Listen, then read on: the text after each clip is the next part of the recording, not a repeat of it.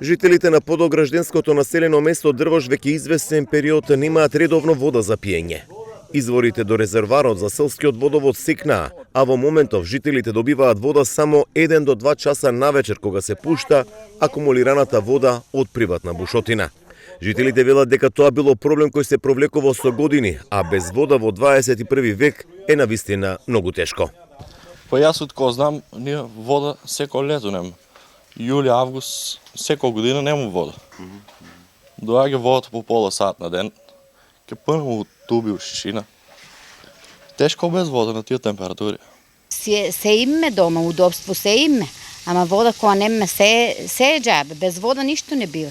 Ено со денешницата да си миеме раци, да споливаме и да си миеме раци, това не е чисто за нас, веќе, не е чисто. Ја вода носиме тука, добитите да пијат, да се миеме, што ќе правиме друго, нема што да правиме. Од каде ја Од топлата вода. Ако не е таа војчка, дек ќе одиме?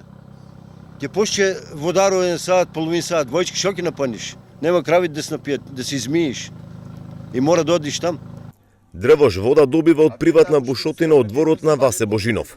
Со потопна пумпа која работи на струја, таа се носи до селскиот резервар, кој се полни преку денот, а навечер се пушта до домакинствата. Не знаеме дека толку има. Карабушија кажа дека има за половин село, за 80 куќи, ама сега помпата јачината е околу изгледа 4 литри секунда горе. 1200 метра резервару. Колку има, народу нек си каже, дали има, дали нема. Но главно тука вода има сега за сега. А веćината, значи 80-90% од тука излева водата. Вече ја пуштат околу 2-3 сата и това е. Од општина Босилово велат дека ова е временно решение кое го извеле за да жителите на Дрвош имаат колку толку вода. Во моментов, заради намалена издашност дневно, резерварот се полни со 100 кубика вода, што во однос на почетните 300 во јули е значително намалување. Градоначалникот Зоран Зимбаков кажа дека наскоро трајно ќе се реши проблемот, со оглед дека е потпишан договор со Градежниот институт на Македонија да се изведе бушотина со бунарско подрачје под селото. Капацитетот ќе биде 20 литри во секунда и со помош на потопна пумпа истата ќе се носи во селскиот резервар.